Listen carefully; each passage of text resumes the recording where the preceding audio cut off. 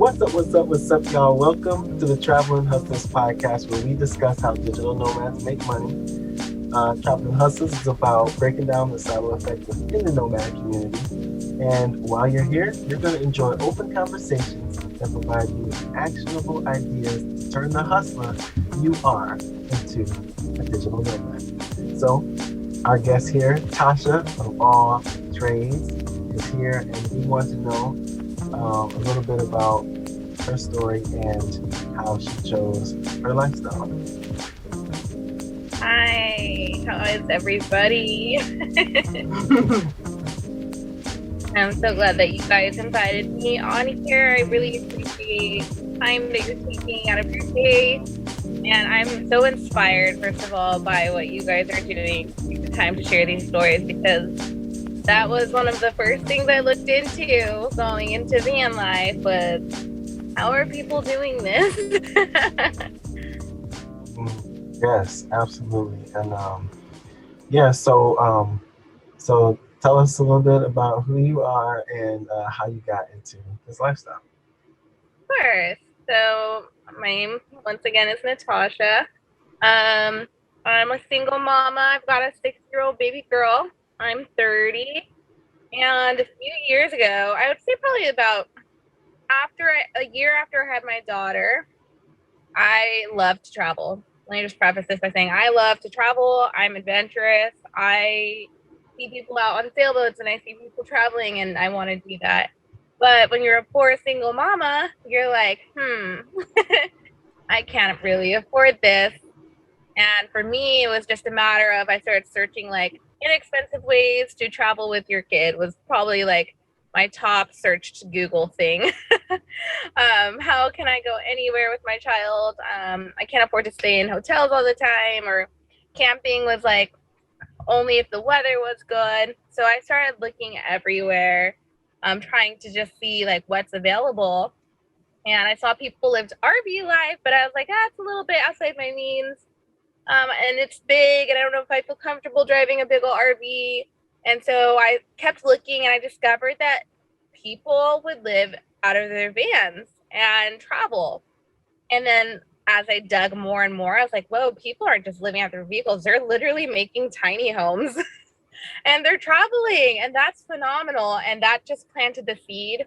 And I began to look everywhere, like trying to find people's stories. And eventually I went to a van group a few years later. Like if you fast forward a couple years into the future, I finally bought a van, but I hadn't done anything. Decided to go out to Fiesta Island in California, and they were doing a beach cleanup. There's a little van life gathering.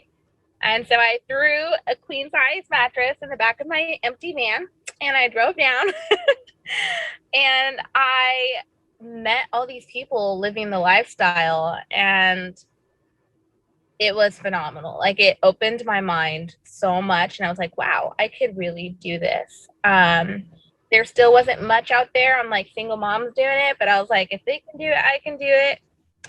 And that just is basically the start of it. Like I met a young lady there who I had found her journey on social media as well. Bianca Smith. I don't know if you've heard of her. She's got her tag Off the Grid with the Kid, and her story is really phenomenal. And I saw her and I was like, oh, you're Bianca. And she was like, oh, hi. She's so friendly. And I was like, she's a single mom, so she gets it. And I went to go talk to her. She invited me into her van, and we sat and we talked.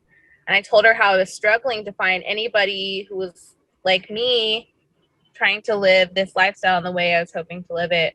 And she gave me like something that's really pushed me forward through this day. And she said, the reason you can't find what you're looking for is because you're supposed to be that person. And that just kind of stunned me. I was like, okay, I guess I need to do it. Like, and so I gave myself a date. I lived in an apartment at the time. I said, ready or not, here I come. When my lease is up, I'm going to move into my van no matter what. So I better start getting to work. Yes, definitely know the feeling. So, as a matter of fact, that kind of leads right into the question that we want to ask, which is your main financial focus before choosing a life. You said your lease was ending, which was the same thing that happened to us. But was yours focused on saving money, investing money, or making more money? Mm. So I'm an EMT, I'm an emergency medical technician, and we don't make a lot, to be honest. And for most of us, we make minimum wage.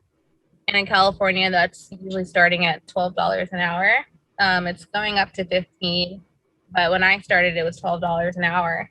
And I grew up wanting to save money. I wanted to have a college fund starting for my daughter, and I wanted to be able to get rich like anybody else wants to, like I wanted to be able to not live paycheck to paycheck or rely on overtime. And as time went on, especially as a single mom, like I was like, I don't know if I'm ever going to achieve that. So van life was also appealing in the idea that I could cut out some of my biggest expenses, which is rent and utilities. And then I would be able to start to save. I wouldn't be have that sinking feeling I have as I'm nearing the ends of 2 weeks. And I'm like, ooh, will I make it to the next payday? I don't have enough money in my account. I got $20 left. Like all of those fears. And you're just like trying to budget. And I realized that van life was also going to be not only helping me achieve my dreams of travel, but also my financial goals as well. So you mentioned budget. Did you learn budget from like generational, like from your mother, or did you like take the time to actually learn like personal finance? My parents definitely planted the seed. They themselves were very big into being frugal and saving. As a homeschooled family who relied on one income, my dad's an artist, and that type of income, it comes and it goes. It's not always 100% stable. And so over the years of growing up, I was really privileged to have parents who are good at being frugal and tried to instill in us, like, here's how to budget, make sure you put 10% away for God and put about 20% away for saving. So I had the knowledge, but I didn't really have an income that was good enough to support the knowledge that I had, because everything was still going to bills at the end of the day, and food and gas and cost of living. So I always had the ideas of what I needed to do, but not really a way to do it. Yeah, that sounds, it's it was basically a savior once we didn't have to pay rent anymore. And then that compounded over the years that we've been living in the van. The longer you live in the van, the more, unless you create some type of plan to get into a home that's profitable, say buying the cash or whatever, which not a lot of people can do, which is why we're still doing van life right now. But Yeah, it's definitely that segue to lifting that huge weight off of your shoulder and being able to pursue whatever dream or thing, anything you want to do. I agree. So speaking of, you say your parents instilled personal finance in your life. What is your earliest memory of money? Oh man. So as a kid, I recall well, my parents did a pretty good job. Like I have to be honest, like they did a great job. They've always been like into alternative living and saving. And they bought us a little piggy bank when we were little. And they had bought the book Rich Dad Poor Dad and had read it to us as a family. And I was too little to really know any of what was being said. All I was excited about was they bought me a piggy bank for me to save money. And I'm a spender, and that was rough for me. I recall like them saying, "Okay, put some money in it." And I was like, "But I want to spend it." So I've always had to struggle with myself because like when I had excess money, I used to always be like, "Oh, well, now I can go afford that thing I've always wanted." So it's more for me. It's always been a, a trial to save my money instead of spending it like for as long as I can remember from like a little kid. Cool. So you did say that you're an EMT. Is that like your one and done? That's like your thing, or do you have other aspirations you'd like to expand into? I have a lot of aspirations. To be honest, I would just love to adventure for a living. That would be nice. Hey, I know what you mean. I think a lot of us would. Like, that's my dream, is to travel and take my daughter on all these experiences. There's just so many cultures and beautiful things in the world that I would just love to continue to go out and travel whenever I could. But obviously, I'm not quite there. And something I really want to do is to help the world be a better place. Mainly because my daughter is my big inspiration for that. There's just so much littering going on in the world. So I've been looking into making like a zero waste travel like company essentially. And I do have a small zero waste company going, but it's not quite where I want it to be. So I'm working on furthering that a little bit more to make it easier for families and people like myself and single mamas to be able to travel, but not create more waste as we travel.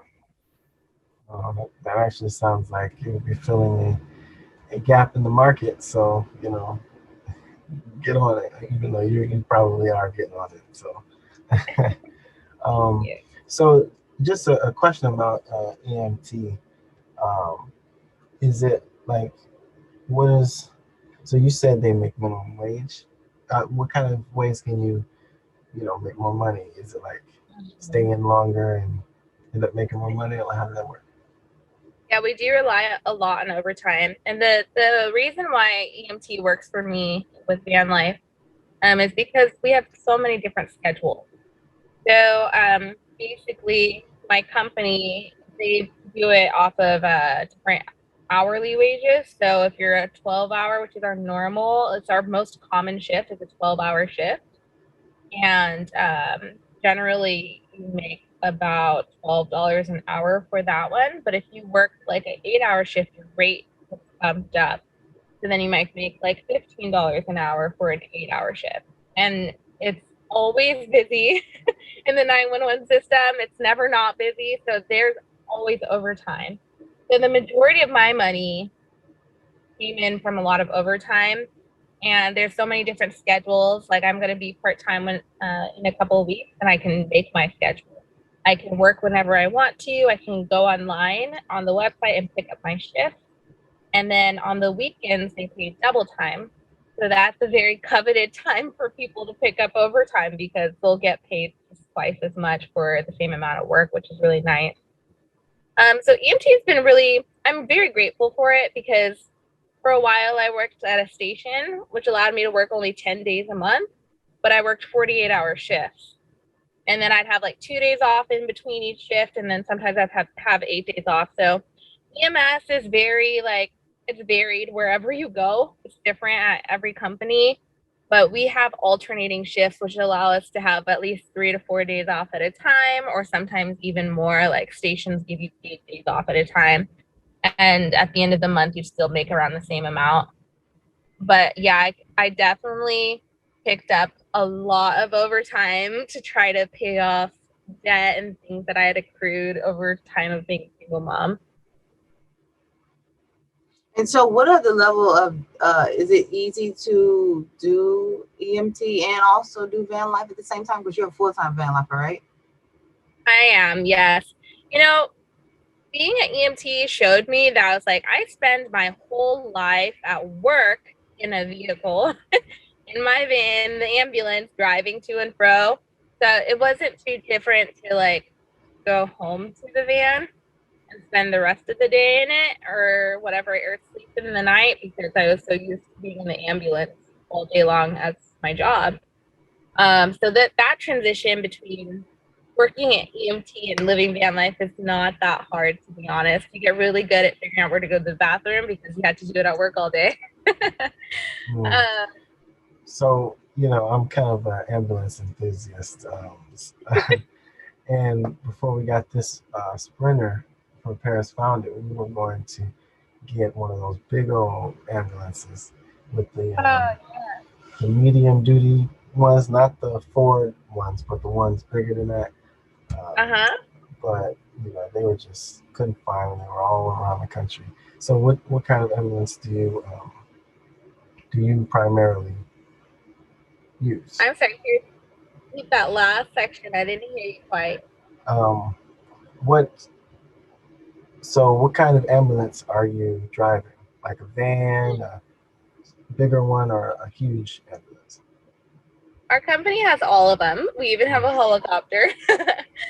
But for me as an EMT, when I'm at station, we have a 4x4 ambulance because we have a lot of rural areas. So the last station I worked was in the mountains, and we had a 4x4 ambulance, which was like a Ford F-150 with like a box unit in the back. So I drove that one. That one was pretty fun to drive. I enjoy the 4x4s.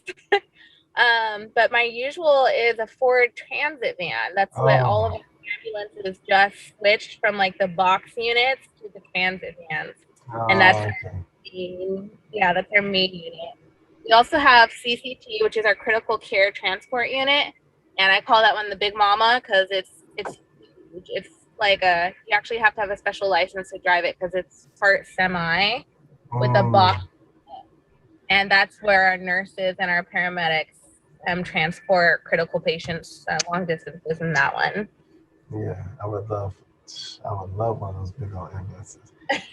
So Paris is gonna follow up with you. Definitely overlander status for sure. Yes, dream. So how long have you been doing van life? Were you doing van life before the pandemic? You know what? I started my build during the pandemic. I don't advise it. I didn't fully think it through. I started van life officially a year ago, like right now, last year. And I was building it in the pandemic, which was okay. But it was hard to go to the store because a lot of stores had like varied hours due to COVID. They would be closed shorter times. They only allowed a certain amount of people in the store. So I'd be like, oh, I gotta go to the store. And I get there and they'd be like, sorry, max capacity, you have to wait. And that was definitely interesting. And then when I fully moved into my van, I was like, oh, my plan for the bathroom was to go to the gym. And I got a gym membership and all the gyms were closed. Yeah. Thank goodness for friends and family. They really took care of me. I had coworkers offering me, like, we have an RV spot. You can park on our street. You can have it. I had friends give me keys to their houses so I can go in and use the restroom when they're not home or whatever. So, especially being with my daughter, like friends and family came through and let us park on their street or use their showers and bathrooms. That's the same thing with us. Like we use family throughout the pandemic as well. And it's so important to have family doing van life because anything can happen to the van and you need to quickly shift. And some people may not have that emergency fund to be able to like stay in hotels and other living arrangements like that. True. Everybody, we want you guys to check out Tasha's journey, her YouTube channel, Tasha of All Trades, Instagram, Tasha All Trades. What's your well, I mean, I'm going to be checking up with you on that business idea that you mentioned for moms and people like yourself to be able to live this lifestyle smoother because her sister actually has a 6-year-old daughter and she just turned 30. When does she turn 30? Tomorrow. So, so we, and she's been a lot of help for us in our van life experience as well. So I think that would be of use to her.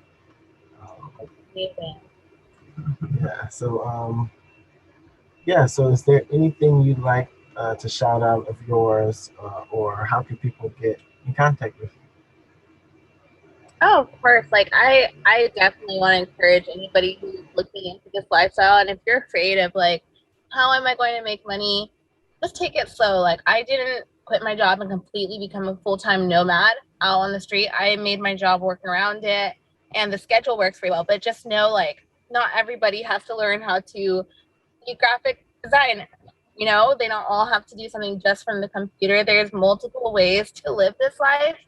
And don't be afraid to be a pioneer in your area, because that's going to inspire somebody out there. And I've met so many people that have definitely inspired me to show me, like, there's nothing that we can't do if we put our minds to it and say, I'm going to figure it out. So just encouragement. I have so much encouragement to people who want to do this. Give it a shot. And like I tell people who ask me, well, what happens if it doesn't work out? Like, if it doesn't work out, guess what? You can get an apartment whenever you want. You can go back to living whichever lifestyle suits you best. Great words of encouragement. Yeah. So we're gonna close it out. Thank you very much for tuning in to, and Natasha for being a guest on the Travelin' Hustlas podcast, where we discuss how digital nomads make money, breaking down that silo effect and providing actionable ideas to turn hustlers into digital nomads. So my question to you is, what is your next move? What are you going to do if you're not in van life? How are you going to get into van life? If you are, how are you going to get to where you want to be? How are you going to get to that digital nomad status? Peace out, y'all. Later.